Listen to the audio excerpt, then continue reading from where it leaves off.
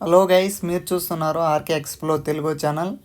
ఈ వీడియోలో మన కస్టమర్ చెప్పిన ప్రాబ్లం ఏమేంటే, రన్నింగ్లో పోతా ఉన్నప్పుడు వెహికల్ అనేది ఒక సైడ్కి అనేది లాగుతూ ఉన్నింది. తర్వాత హ్యాండ్ అనేది రైట్ సైడ్ అనేది పెయిన్ అనేది వస్తుంది. తర్వాత ఒక్కొక్కసారి ఇట్లా డస్ట్ లేదా మన్ను ఉన్న దగ్గర అయితే చాలా జారుతూ ఉంది. ఇలాంటి ప్రాబ్లం అయితే ఫేస్ చేస్తున్నాను అనేసి కస్టమర్ అయితే చెప్పాడు. దానికోసం మా టెక్నీషియన్ వెళ్ళి వెహికల్ అయితే డ్రైవ్ చేసి తర్వాత వెహికల్కి ఉన్న ప్రాబ్లం అయితే రెక్టిఫై చేశారు. వెహికల్కి ఉన్న ప్రాబ్లం ఏమంటే ఆయిల్ ఈ BS6 డియో BS6 వెహికల్ ఈ వెహికల్ అయితే ఈ వెహికల్కి ఏమిటంటే ఫోర్క్ స్టమ్ రాడ్స్లో స్ప్రింగ్స్ అనేవి వీక్ అయిపోయినా తర్వాత ఆయిల్ అనేది లీక్ అవుతున్నా ఆయిల్ ఏమన్నా తగ్గినా ఇలాంటి ప్రాబ్లం అనేది ఫేస్ చేస్తారు. ఇలాంటి ప్రాబ్లం ఉంటే BS6 అయినా BS4 వెహికల్కి అయితే స్ప్రింగ్స్ అనేవి వస్తాయి. అవి ఏమైనా వీక్ అయితే షాకప్ గేర్స్ అనేవి చేంజ్ చేసుకోవాలి. ఇలాంటి స్టమ్ రాడ్స్ అనేవి వస్తే ఇలాంటి ఫోర్క్ ఆయిల్ తర్వాత ఫోర్క్ ఆయిల్ సీల్ తర్వాత ఏమైనా ఫోర్క్ అనేది బెండ్ ఉందా ఇలాగా చెక్ చేసుకోవాలి. ఈ వెహికల్కి అయితే ఫోర్క్ అనేది బెండ్ అనేది లేదు, తర్వాత స్టమ్ రాడ్స్ అనేవి బెండ్ లేదు, ఆయిల్ అనేది లీక్ అవుతుంది.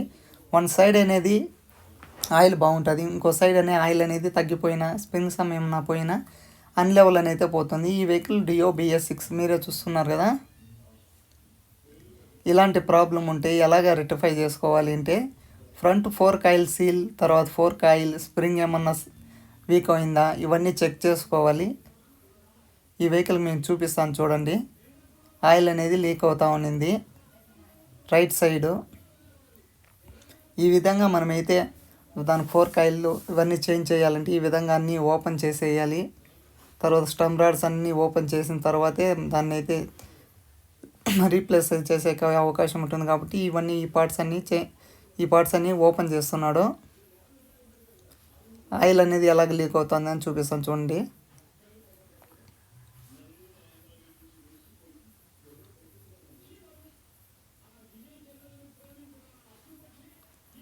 ఏ వెహికల్కైనా స్టమ్ రాడ్స్ అనేవి వస్తే ఫోర్క్ ఆయిల్ సీల్ అనేది వస్తుంది, దాంట్లో ఆయిల్ ఉంటుంది, స్ప్రింగ్స్ అనేవి ఉంటాయి.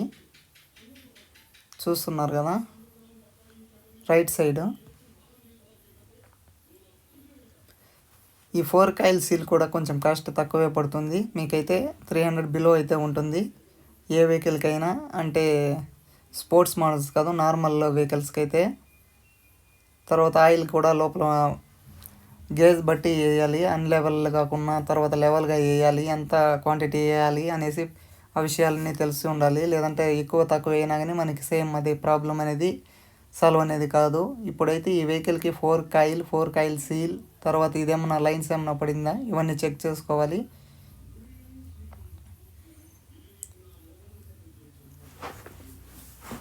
వెహికల్ అనేది సైడ్కి లాగుతా ఉంది అంటే మన వెహికల్కి ఏమిటంటే ఫోర్క్ అనేది ఏమన్నా బెండ్ అయిందా, తర్వాత ఫోర్క్ ఆయిల్ సీల్ ఏమన్నా పోయిందా, ఆయిల్ అనేది లీక్ అయిందా, స్టమ్ రాడ్ స్ప్రింగ్స్ ఏమన్నా పోయినాయా ఇవన్నీ చెక్ చేసుకోవాలి. ఇవన్నీ చెక్ చేసుకుంటేనే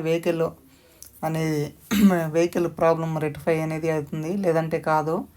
హ్యాండిల్ చూసారు, హ్యాండిల్ అనేది బాగానే ఉంది. ఫోర్క్ చూసారు, ఫోర్క్ బాగానే ఉంది.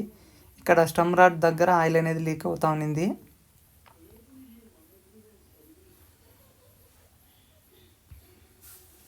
ఇప్పుడు కస్టమర్ ఏమిటి ఇక్కడ ఏమన్నా పైన అయితే నెట్ ఏమన్నా పోయిందా అనేసి చెక్ చేయమన్నారు. దానికోసం అయితే చెక్ చేస్తున్నాడు.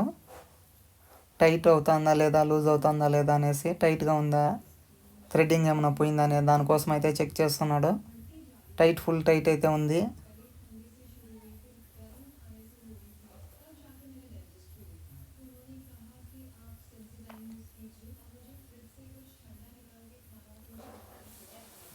ఆయిల్ అనేది లీక్ ఏమైతే ఇప్పుడు ఫోర్క్ ఆయిల్ సీల్ నుంచి ఆయిల్ అనేది లీక్ అయిపోతా ఉన్నింది.